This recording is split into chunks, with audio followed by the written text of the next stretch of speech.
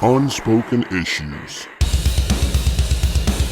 All right, ladies and gentlemen, welcome to the Unspoken Issues podcast. May has come and gone, and we have a winner that was declared in the 96 number ones poll. I'm Jesse Starcher. Over there is Chris Armstrong.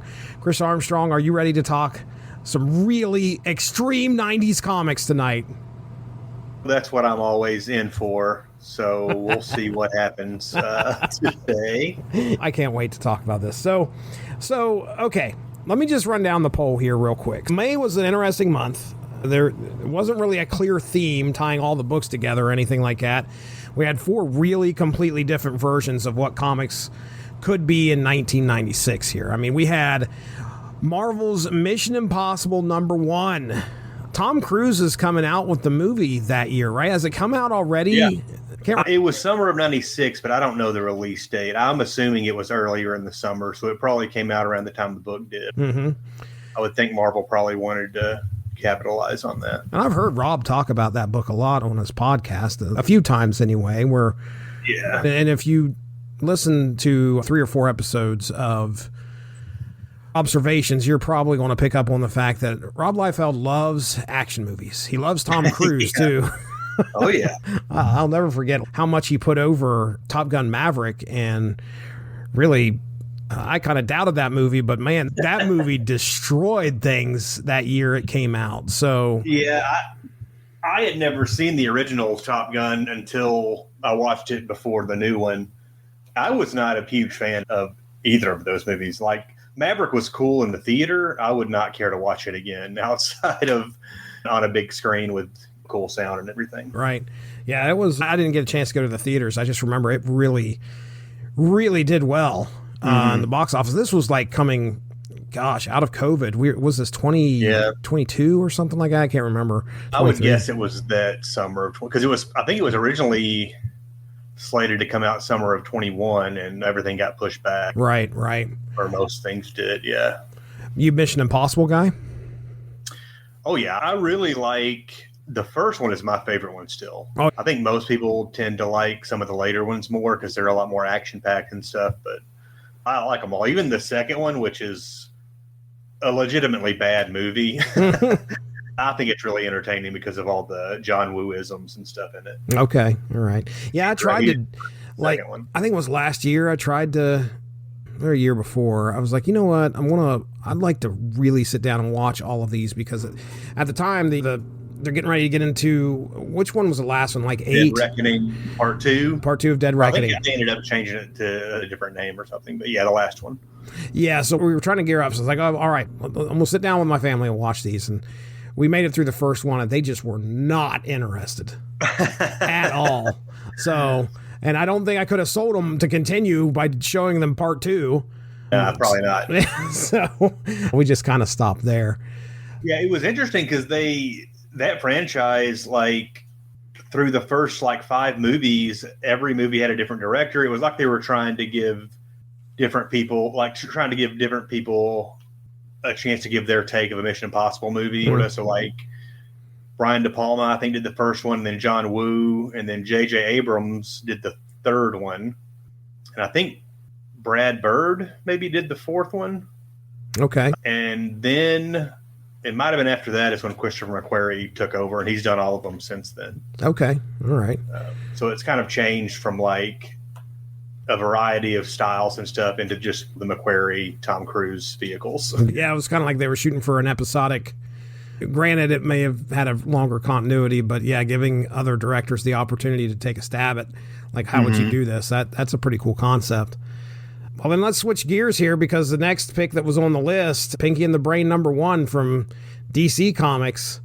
And I got to know, are you a Animaniacs / Pinky and the Brain fan? Yeah, I like Animaniacs a lot. I watched that when I was a kid, and eventually Pinky and the Brain became such a big deal, they got their own series. Pinky and the Brain is kind of the same thing every time. So right. I would have been content with them just keeping them as occasionally throwing one in the Animaniacs. Right. But yeah, for the most part, I think Pinky and the Brain's cool. I like those cartoons. Okay. Never read any of the comics. Yeah, I was going to say neither did I. I mean, in 96, I'm well outside of picking up anything that looks like a cartoon. Yeah. Or is associated with a cartoon. I think you and I did, was it Duckman? Or Rocco and Duckman. I think we did like a double episode of both of those. Maybe they each had their own episode, but yeah, we did both of those. I can remember when we did those, I was like, there's no way I would have picked that up off the shelf, ever. Not back then, but... So, okay, then we get into the way that we do this. It's usually one Marvel, one DC, one Image, one Dark Horse. Dark Horse had a title on the shelves called Girl Crazy, and that was the first issue hit that month by Gilbert Hernandez, who had apparently done Love and Rockets. Yeah. I know nothing about the book. I was curious if anybody else did. Yeah, I know Hernandez because I think there's him and his brother do Love and Rockets. Mm-hmm. But I don't know anything about that book in particular. Okay. And then finally there was Friends of Maxx #1 coming from Sam Kieth's World of the Maxx. I don't know exactly how much from that world, but because that world's pretty crazy all the time anyway. You never know what you're going to get over there in those issues. So and that's the one we're going to be talking about. Let's talk about the voting here. So 10% goes to Mission Impossible #1, which blew my mind. Yeah, I kind of would have expected that to be the winner, honestly. Same here. Like, I kept checking in, like, certainly the guys over at Unspoken Decade are going to be... I have a feeling there are some rather anti-Liefeld people over there. Yeah, but there's also a lot of Liefeld fans. Oh, yeah. Yeah, absolutely. But still, to get last place in this poll just blows my mind. Third place... And Liefeld only did the cover. All right, that's fine. I think it was an Extreme Studios job, kind of like the Heroes Reborn stuff. I don't know for sure because I don't have this book, but I assume it was probably like Marat Michaels or Dan Fraga or somebody. Yeah. Or something. Right. Third place goes with 14% of the vote to Girl Crazy #1. So that leaves us with two books that couldn't have been more different, I think, in my opinion. We have Pinky and the Brain #1 and Friends of Maxx #1. 48% of the vote goes to Friends of Maxx #1. So pretty much a landslide. Yeah. I mean, this is about half of everyone who participated voted for Friends of Maxx #1. So I honestly wonder how many people voted for it that knew what we were going to be doing. Right. I think a lot of people just thought, Max, that's cool. And that's what I probably would have thought too when I saw the cover of the comic sitting on the shelf. Yeah. I would have been like, hey, Max, all right, that's pretty cool. So did you have any clue as to what you were getting into when I said Friends of Maxx had won the poll? Did you have any idea? I guess what my first assumption would have been is like it's probably like an anthology with like a bunch of short stories featuring side characters from the Max. That's what I would have probably guessed it was going to be. Right. I was thinking something similar to that. I wasn't thinking anthology style, but I was thinking more like, hey, there's some side characters and they're going to go on their own adventures. Mm-hmm. Well... So, okay, Does Max only have 3 friends and one of them left with him? Is that what happened? I never read the Max. I know you're a fan of Sam Kieth. I kind of appreciate his art style, but especially back in the 90s, I thought, this is ugly crap. I don't care. I kind of appreciate it more now, but even still, I have not read a ton of Sam Kieth stuff. I read...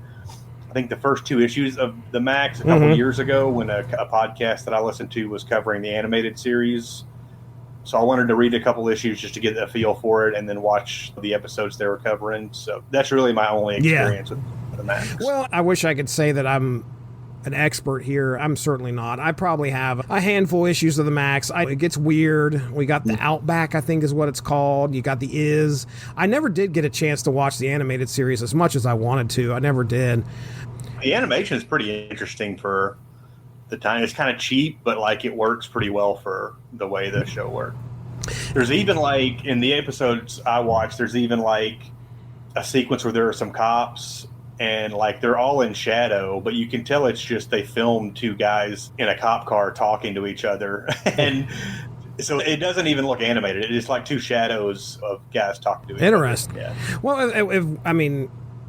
one thing you can say is Sam Kieth and his art and some of the concepts that come out of just his brain were just pretty out there. Like I said, I had a handful of issues of the Maxx, and there's a lot of discussion about the characters' experience. They're dealing with trauma. I definitely picked up on stuff like that in those handful of issues that I have.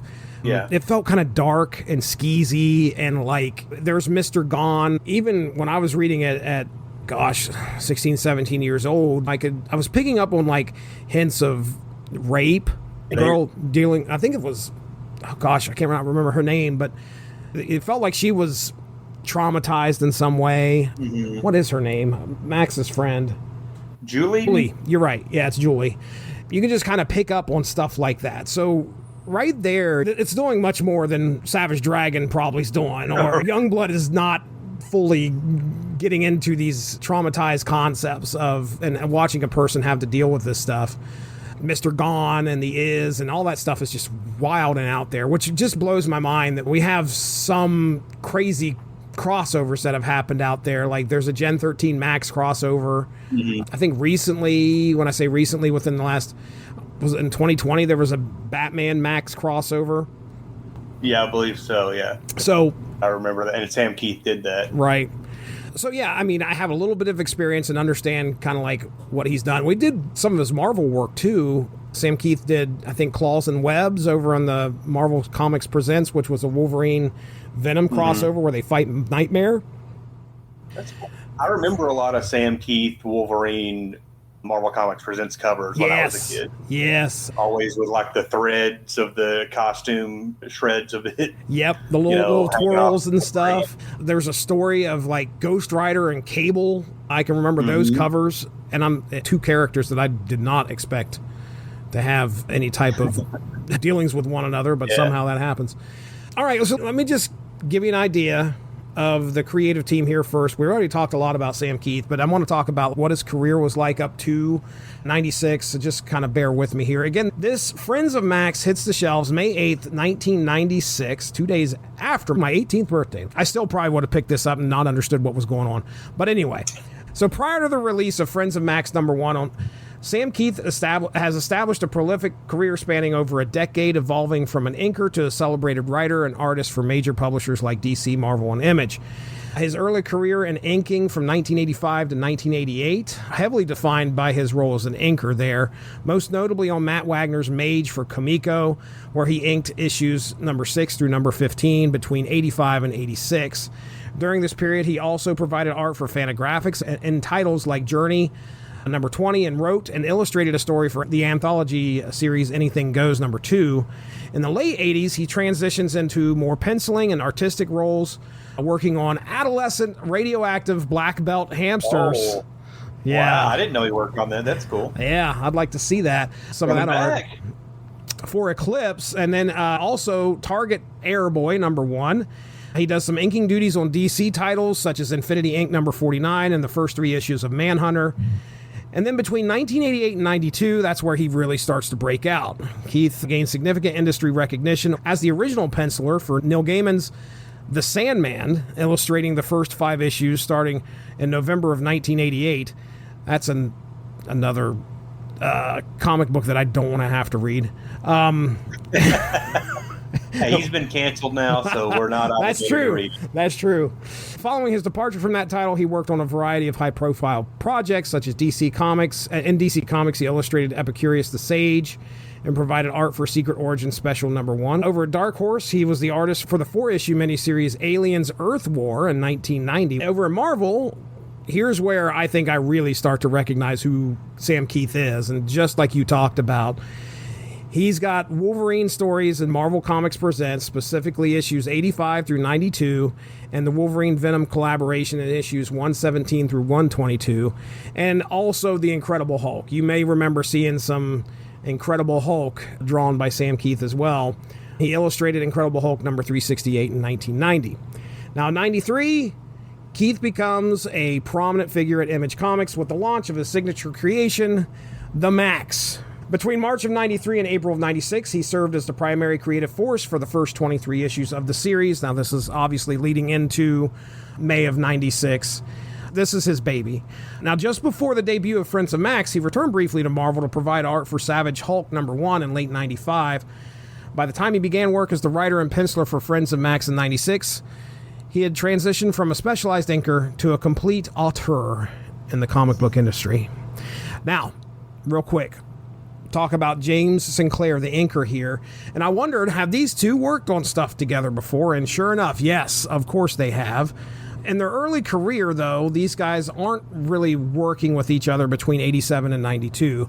Sinclair begins his professional career as an inker in mid-87. His earliest work includes At Eclipse, inked Double Exposure, and Tales of Terror #13. And over at Marvel Comics, he serves as the regular inker for the series Air Raiders. He does issues 1 through 5 there, and contributes inking to New Mutants Annual #4, and Marvel Comics Presents issues 9 and 23. Over at Innovation, he also inks issues of Heroes Alliance and May's Agency Annual #1. But in 93 through 96, Sinclair begins a significant artistic partnership with Sam Kieth at Image Comics. He serves as the main inker for the Maxx, starting with issue #1, all the way up until the launch of Friends of Maxx.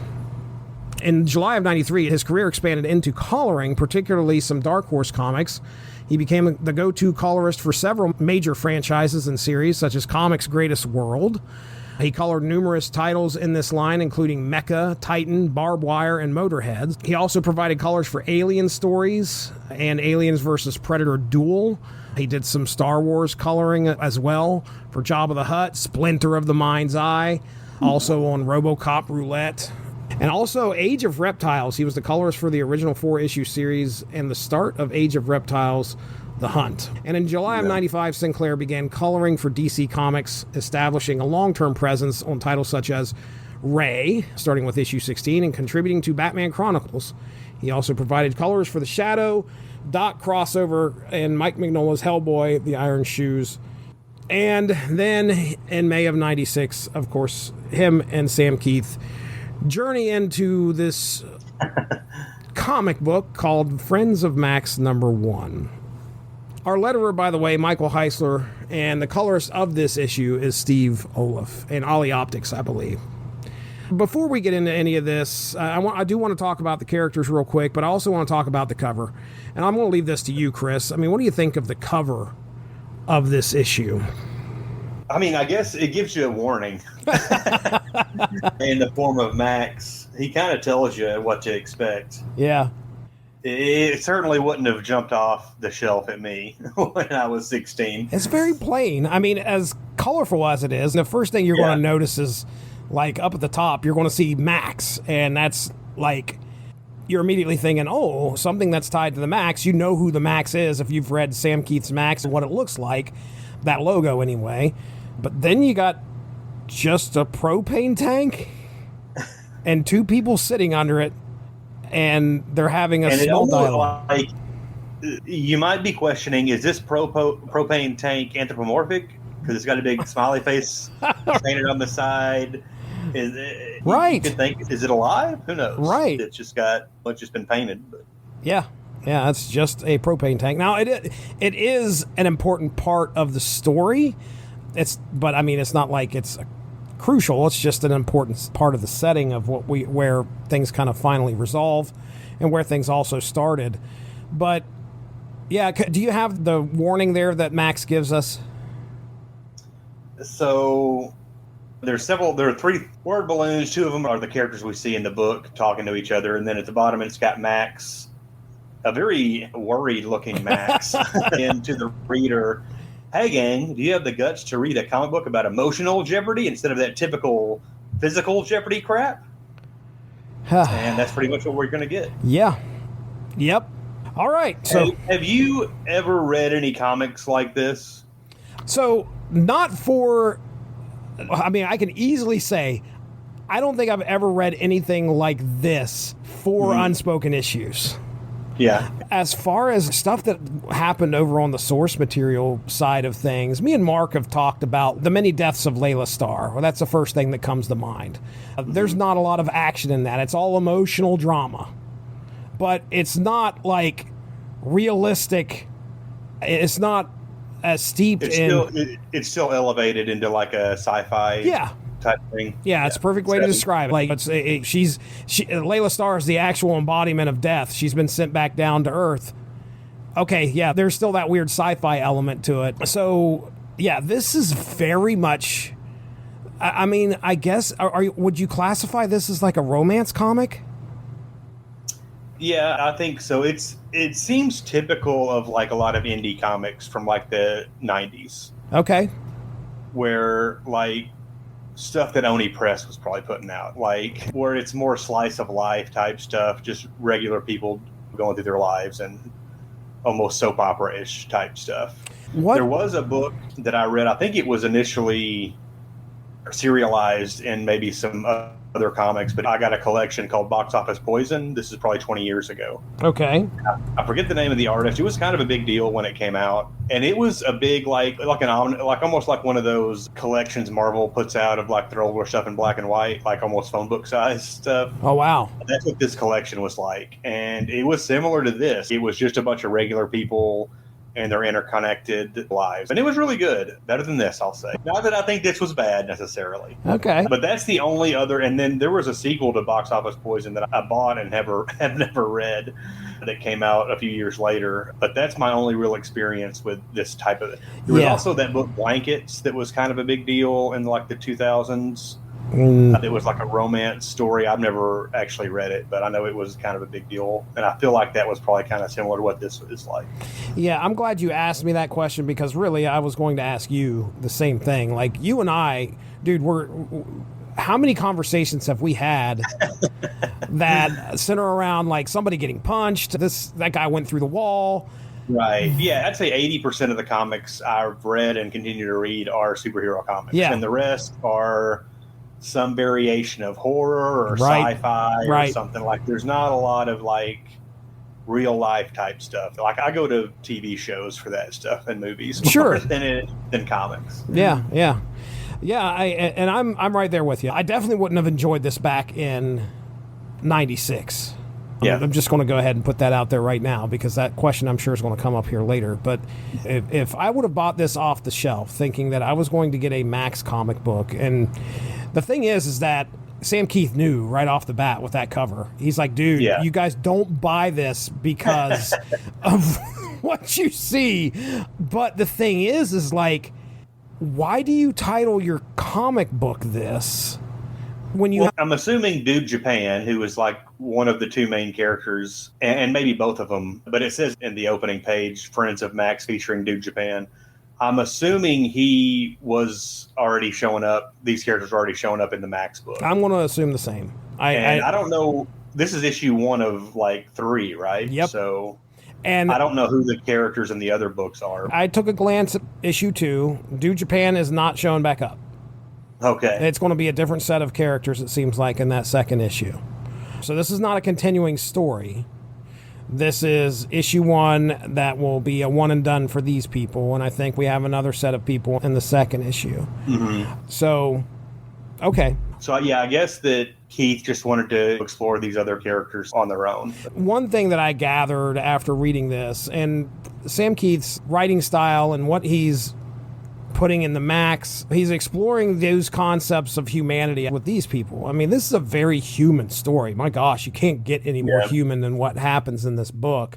Image, that's the one thing great about Image comics, or independent comics in general, is the opportunity to tell a story like this, and because you want to tell the story. It may not be some crazy sci-fi plot that might just be a way of exploring the humanity and how people interact with each other. I'm going to tell you, folks, that's what we get here. That is exactly what we get. Also, I don't think we've mentioned yet, Sam Kieth passed away earlier this year. It's a couple months ago, right? It wasn't very long ago at all. Yeah. So I just wanted to acknowledge that RIP Sam Kieth. Although I was not a diehard Sam Kieth reader, I definitely appreciate the influence he had in modern comics. So 100%. Yeah. I remember seeing that he had passed away, and just, he was a part of my childhood. And I don't know, I've probably told you, I can't draw for anything. Same. But I will tell you that I have pieces of art that I drew back in 94, 95 on the paper from the glass company that my grandma used to work at, of the Maxx. Awesome. Yeah. For some reason, like, his art style always spoke to me, and the Maxx somehow was a real easy character to draw. You don't have to get him to look really human. You can make his face all angular, just so long as you get the teeth at the bottom and you get the eyes right and you get the yellow and the purple. Some muscles in there. Oh yeah, the muscles. And his art style always just, it was the easiest art style for some reason for me to emulate, and I loved it. So I always appreciated, number one, what he put on the page, and then as far as his writing style, it was out there, and it was a fun kind of out there. Like, you just didn't know what you were going to get sometimes in the Maxx. So, yeah, a big loss that was felt across the industry for sure. So, all right, Dude Japan. The story's narrator and main character is who we're going to be seeing here. He's an aspiring artist with big dreams, but very little direction. He's creative, he's a bit funny, he's insecure and often irresponsible. He's struggling to balance his ambitions with the realities of adult life. We then have Mickey, Dude's longtime girlfriend. She's practical, I would say, in some ways, hardworking. She's definitely independent. She loves Dude, but has grown frustrated with his lack of responsibility. She often finds herself trying to hold their lives together. Not in the greatest ways sometimes, though. And she's also searching for independence from her own family. As we get through the story, we meet Sid. Sid ends up being Dude's friend. He's a fellow artist, I believe, or at least he appreciates art. I feel that he's more grounded and optimistic than Dude. Japan is, but he serves as both the sounding board and source of encouragement for Dude. And he's someone who believes in Dude's talent as well, but also is real quick. Yeah. I'm sorry, real quick on this guy. Did he make you think of Ralph Snart? With the big nose. Yeah, that's the first thing I thought. And I don't even know what Ralph Snart is. I've just seen ads right. that character before. And like, oh, that was like Ralph Snart. Yep. I agree. Anyway. We then have Mickey's father, known as Daddy, essentially, in here. He's a gruff, demanding man who has a complicated relationship with Mickey. He's difficult to please and often critical, creating much of the emotional baggage Mickey carries throughout the story. We then have a couple other side characters. We have, is his name Safety Bob? Is that what he's called? I believe that's what the rubber guy is called, or whatever, the inflatable man or whatever. Mickey has this inflatable doll man that she brings around with her. Granted, she works for her dad. She's driving a tow truck. She's, unfortunately, as many people, saddled with educational debt here that she owes to her father, trying to kind of get out from under his thumb, but unfortunately it's pretty tough when she's driving the same truck that I think her father has loaned her. Anyway, one of the things that she has to kind of, gosh, I don't even know what to call this. Like, she calls it Safety Bob because it makes her feel safe, I guess. I don't know. I've heard of these things existing in more modern day where it's like women who drive alone, they'll put like a mannequin or like a fake man in the passenger seat to make it look like they're not alone. Okay, I've heard of that, yes. I think that's the idea of what she's doing, is because she's just like a woman working alone. She has this guy basically as like a deterrent. Yeah, a deterrent. But I feel like she also, I mean, she has him on the couch at Dude's. Right, like, he's sitting there with her. It's invaded their personal lives at this point. It's very strange. But again, they both have their dependencies, I guess is maybe the best way to put it. Mickey kind of depends on Safety Bob to make her feel safe, I guess. And then Dude, I guess, as we get towards the end of the story, his thing that I guess he depends most on, or he finds most comfort in, is his crayons. Mm-hmm. So, okay, I'm going to get into the story. You just bear with me. I'm going to throw things at you. Okay. All right, so here we go. All right, I think I've covered this first question. I mean, the first question easily is like, I had no idea what I was getting into. You obviously did not either. We didn't expect it to be this. That's for sure. So we see Sam Kieth on the cover. We know he's the creator of the Maxx. You got this giant smiling propane tank. And if you're a 90s comic reader, you're probably expecting something surreal, maybe horror related, maybe fantasy. But instead what we get is a relationship drama. And it's not just a relationship drama here. It's a really long relationship drama that you get to read about. We're introduced to Dude and Mickey, who've been together for years. Again, they're at a point in their relationship. This is stated like within 2 or 3 pages. The honeymoon's over. Yeah. I think Dude says something like this. He says something like that, and it really sets the tone for the entire issue. He basically says that after enough years together, you know each other's flaws so well, you eventually have to make a decision. Do you leave and disappoint somebody new, or do you stay and work on yourselves? And that's kind of what this whole issue is about. Like I said, Dude's an artist, but he's also irresponsible. He's hiding like mounds of unpaid bills. He's lying to Mickey about money and putting all of his self-worth into becoming the successful artist. Now, Mickey, on the other hand, again, she's practical. She drives a tow truck, and she's trying to get out from under her father's thumb. She spends a lot of time trying to kind of like manage Dude Japan, and there's kind of like a parent/partner deal that's kind of going on there. She's trying to get him like, hey, can you do the laundry? But she's also, can you sell your house? Right, dude. She's also like, secretly at one point going behind his back, listing his she has no reason to do this, but she decides to do. Yeah. I mean, aside from like, she wants to get out from under her dad's thumb, so she decides to list his house on the market without him knowing. And Dude Japan knows that she wants him to do this so they can get this financial income to obviously help her out. And he sees it as a selfish reason. Throw this out there. Both of these two suck. Both of these characters suck, and I can't decide if they should not be together or if they should only be together. That is great, because that is my first question. I'm thinking, do you believe these two people should be together or not, or are you rooting for them at all? I didn't think so through most of the book. I was just like, these two just need to split up and get it over with. But then by the end, I was like, don't contaminate anybody else with your point. You guys both suck. Just stay together and be miserable together. Right. Yeah, I mean, that's where I'm at. I'm like, I don't know how this relationship survives. At the beginning of this book, I'm like, geez, criminy, these people they're toxic for each other. Go ahead.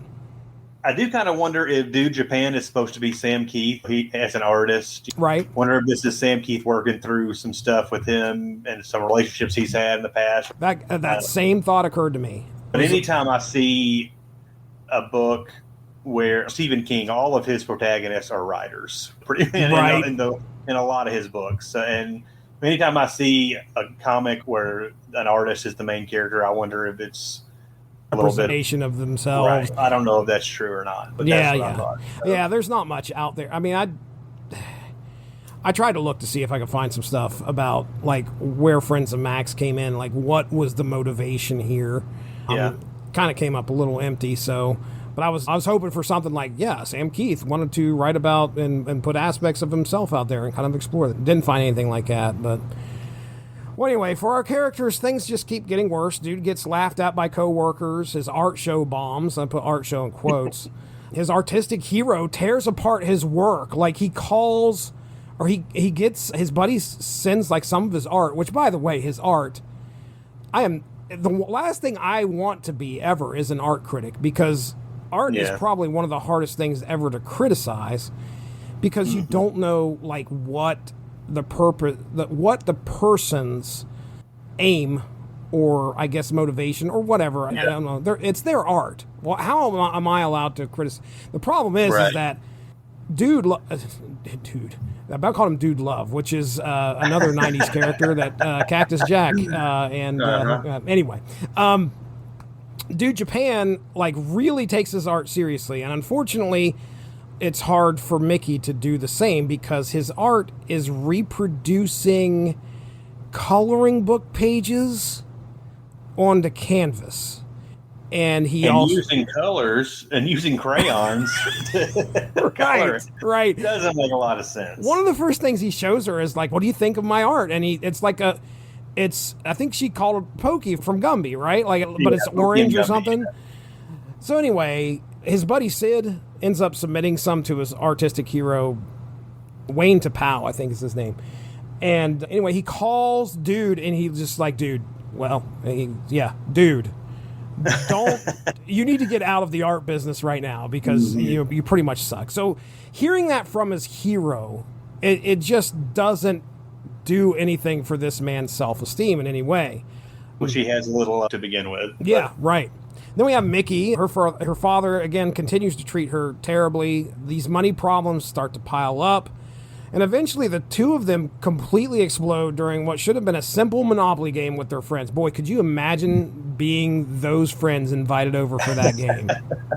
It's very similar. Have you ever seen the movie The Breakup? Oh, I can't say I have. It's Vince Vaughn and Jennifer Aniston. Yeah, I haven't seen it, but I know what you're talking about.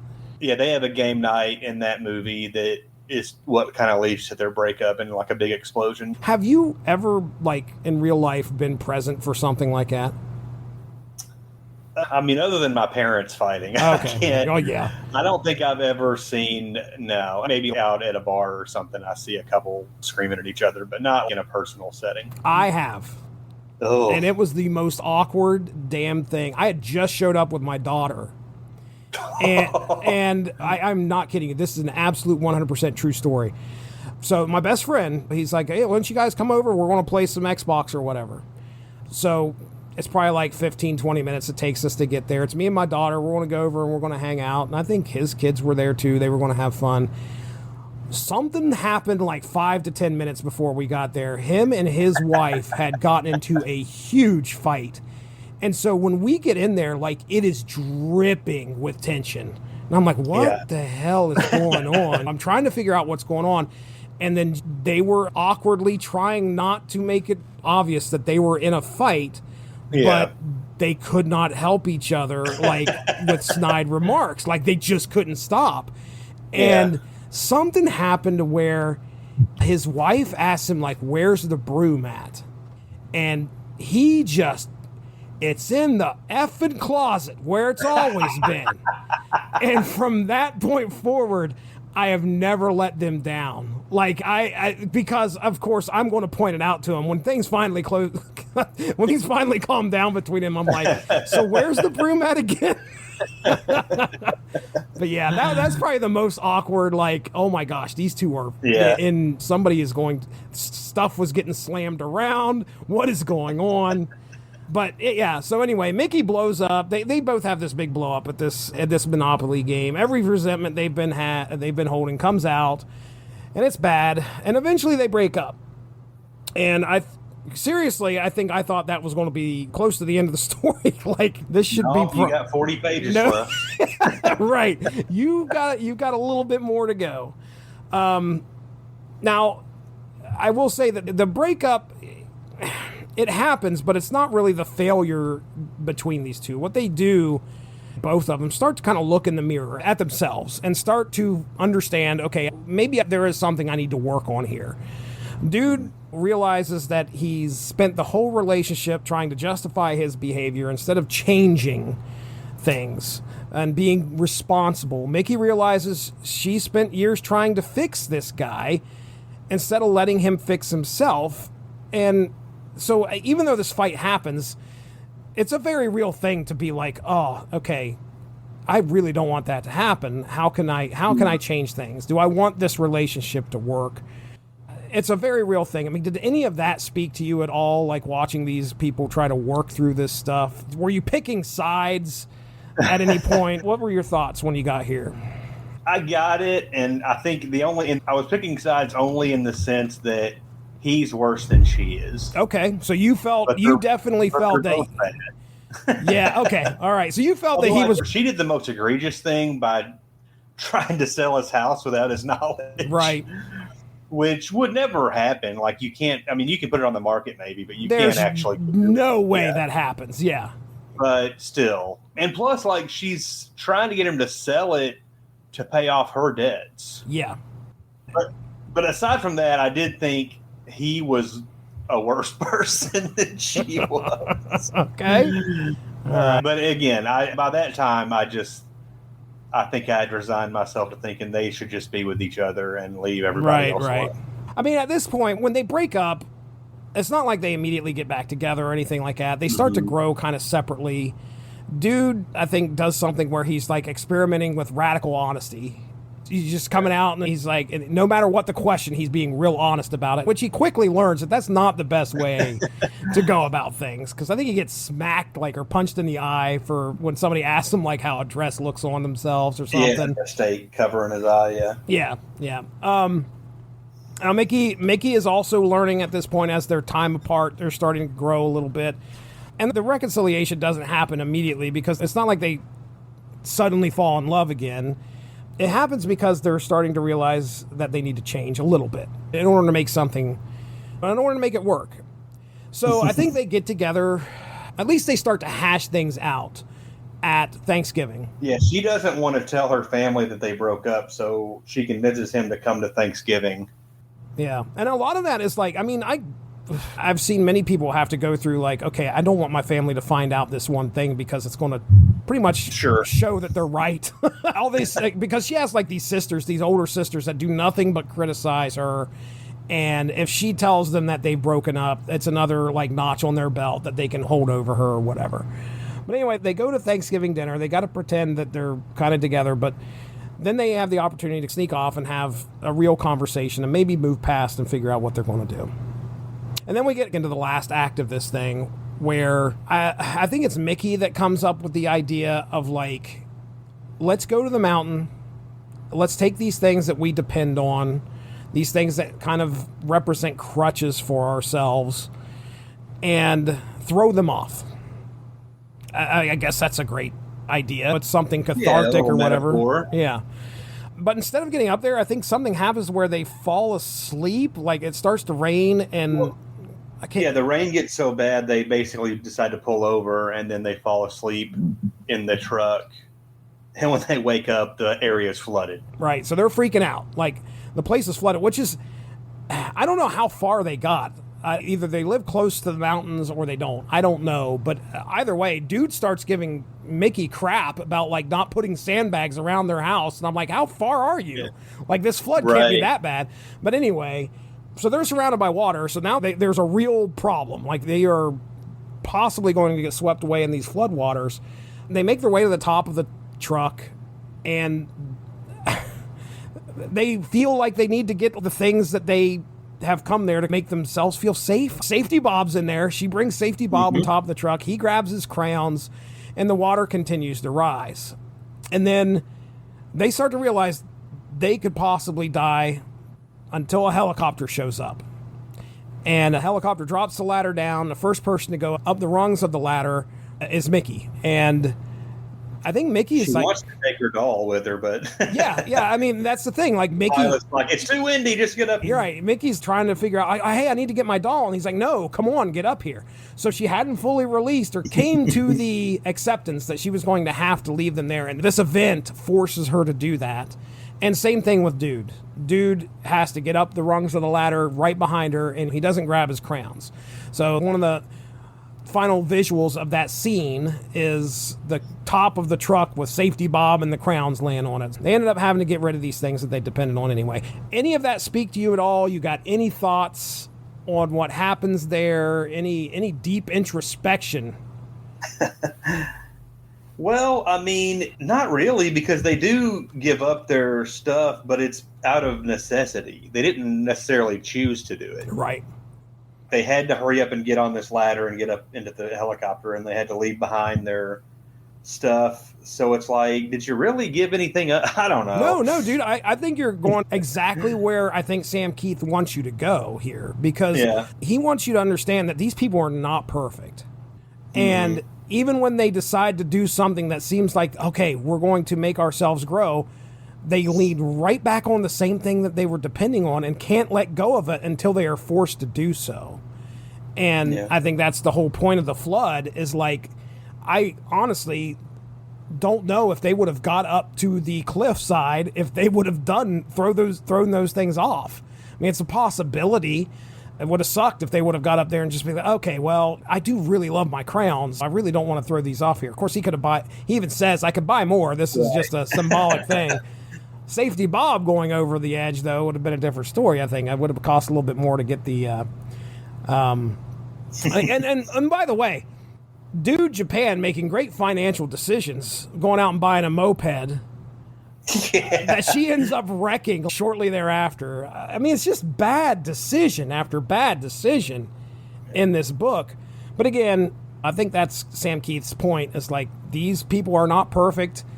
Mm-hmm. What's going to happen? Is their relationship going to survive this? So by the end of the book, though, they are together. Do it underneath the propane tank. So classy. And the comic doesn't pretend everybody's fixed here. I mean, there's still problems. There's family problems. The money problems certainly didn't go away. Now, dude is trying to become a responsible adult. He says that a few times.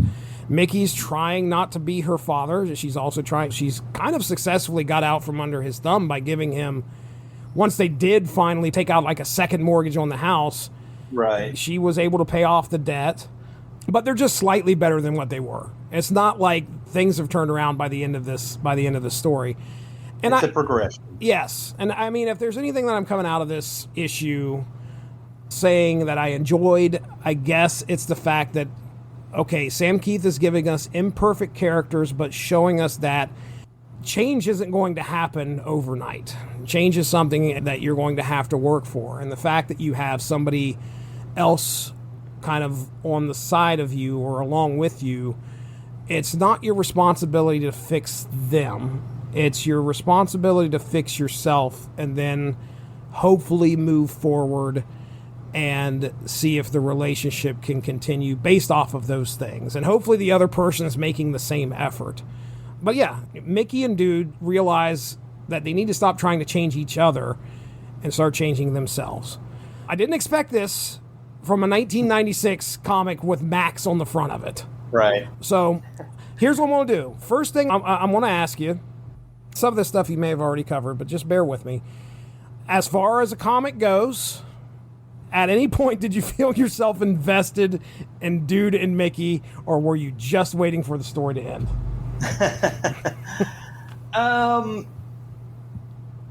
It depends on what you mean by invested. I can't say I cared that much one way or the other because I found both of the characters pretty unlikable. Sure. Morbid curiosity maybe got me through to the end.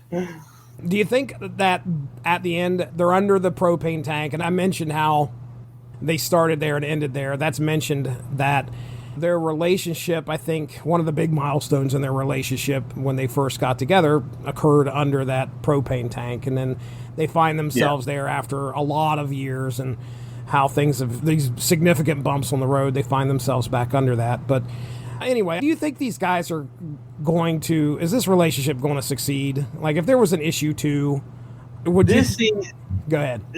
This seems to me like a relationship that goes off and on for like a decade before eventually one of them cheats on the other. And I'm not kidding. I believe you. I believe this is my reading. Until one of them cheats on the other and they leave them for the person that they cheated with. Oh. What a sad story. This is a sad story.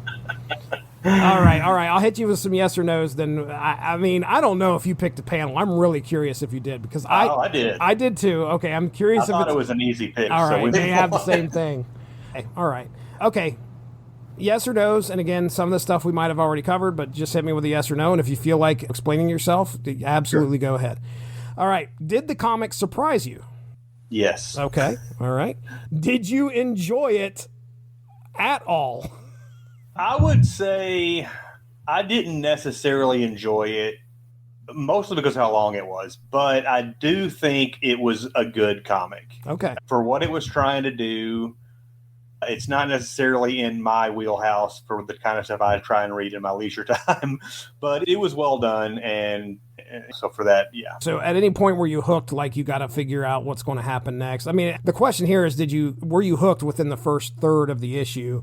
But anyway, at any point were you like, really? Not really. Okay. All right. I already know the answer to this question, so I'll just go ahead and answer it for you. Did you ever find dude genuinely likable? At any point, let's just put it that way. At any point, did you feel like, okay, I can kind of like this guy? Or were you just like, dude, no way? Not really. I did like when he was telling the truth about everything. There were some funny moments there, but by that time, I already thought he sucked as a person. So that's fair. Now, Mickey is obviously a significant part of this book as dude's girlfriend. I mean, would you feel like we have a good understanding of who she is? She's a fully developed character in this book as well. Yes. Okay. Were you rooting for dude and Mickey to get back together? Yeah, again, only because they deserve each other. Okay. As far as their growth, do you think the breakup was necessary for them to learn something? Probably. Okay. Did the flood sequence feel a little too on the nose? I didn't think so. Okay. I thought that was an interesting way to resolve some of the stuff, yeah. I like it. Sam Kieth's artwork, I mean, what are your thoughts? That's interesting because it says, I think, layouts by Sam Kieth and finishes by another guy. Mm-hmm. I haven't read enough Sam Kieth and it's been so long. I don't know if this looks just like Sam Kieth art. To me, it looks more like Sam Kieth crossed with like Jim Mayfood, who did like some of that Oni Press stuff, and he did some Marvel stuff in like early 2000s. But okay, so I'm not sure, but it's perfect for this type. It's like the whole book has kind of a Clerks vibe, early to mid 90s slacker culture vibe. Mm-hmm. And I think the art is pretty perfect for that. Okay. All right. Did the issue ever feel too long? Yes. There were 2 or 3 points while I was reading where I was like, okay, I've only got a couple more pages, right? Nope. You got a lot more than that. It's like all these I know the answer to. Would you read another issue focused on Dude and Mickey? No. Did this make you appreciate a side of 90s comics that doesn't get talked about very often? Yeah, I'd say yes to that. Okay. If you picked this up off the shelf in 1996 without knowing anything about it, would you have bought issue number 2? No. I would not have finished it. I'm telling you right now, I would have been so mad. I would have been so mad. And finally, was this a worthy winner? And we kind of talked about this already. Was this a worthy winner of the May 1996 poll? I mean, that's kind of a loaded question. I guess it's up to the fans of the page to vote. So yeah, no, I personally would have preferred Pinky and the Brain, but yeah, I'm kind of curious what we would have got out of that. It would have been a lot more funny. It had to have been. Yeah. This was not. I don't know if there was really a lot of humor in this book at all. I mean, there were, aside from it being like just a comical tragedy. I mean, there was like the revelation that one guy just worked at the coffee shop, the art agent, and he thought he was a big deal. And like, oh, he just works at a coffee shop. And that's, again, if there's one thing that I'm taking away from this story, it is very human. It's a very good look at some very flawed characters. And I can say that there's stuff that I identify with in this book. Like, yeah, I would have been excited too if some guy came in and noticed my art and been like, "Oh my gosh, this is great!" And he's talking like he knows what he's talking about, and then he gets my stuff over to my idol. I get it. All right, let's talk panels. A panel. Panel. I have a couple more things about the book. Oh, good. Yeah, go ahead. And really, just kind of nitpicks. Really, like they mention he's going to get out the second mortgage. It's like, we haven't considered this before. You've been trying to sell the guy's house. You haven't even tried to convince him to take out a second mortgage. I don't know enough about owning a house, but I don't either. But if it's that easy, is it real easy to get a second mortgage with that much debt? I don't think that it is, but like they haven't even tried, because he's just like at one point like, hey, I'll just get out a second mortgage and we'll pay off your debt. Like, his house is going to get foreclosed on. Oh yeah. I mean, if he's not paying anything, like the dude he's not going to have a house. Yeah. Yeah. And the other thing, he mentions the sandbags, and apparently his house is probably going to get flooded. I don't know if you've ever had to do any sandbagging. I know you have. That's not a one-woman job. So you guys, I know Kentucky had some flooding. I didn't know if you had any down there recently. Yeah, we're in a flood. It wasn't a flood zone until 2011 when this area got flooded, and now it's a flood zone. Wow. my parents live right by me basically, and their house got flooded in 2011. We sandbagged around it. This was a project over multiple days, basically dozens of people working on it, and it didn't help. Like, it still flooded their house. And then about 6 years later, it almost happened. We had to sandbag again. That time, the flooding didn't actually get into their house. It got into their backyard, basically, and if we hadn't sandbagged that time, it probably would have gotten into their house, but it didn't. So, yeah, that's not just like, hey, grab some sandbags and... All right, just put 3 out there on the front lawn. Okay. Oh, that's funny. But, yeah, panel, I'll let you go first. Well, my panel is... I'm going to title it, I don't know where it's at, but I'm going to title it, Mickey has had enough on Monopoly Night. And it's when I think at this point, when they're having that argument, like, she blows up and she's talking about, hey, I know you're trying to be secretive about the pile of bills that you have somewhere. And I don't know if she brings them out, but when she basically yells, fine. And of course, it's very much her storming out. A lot of the papers and bills are kind of flying in the air.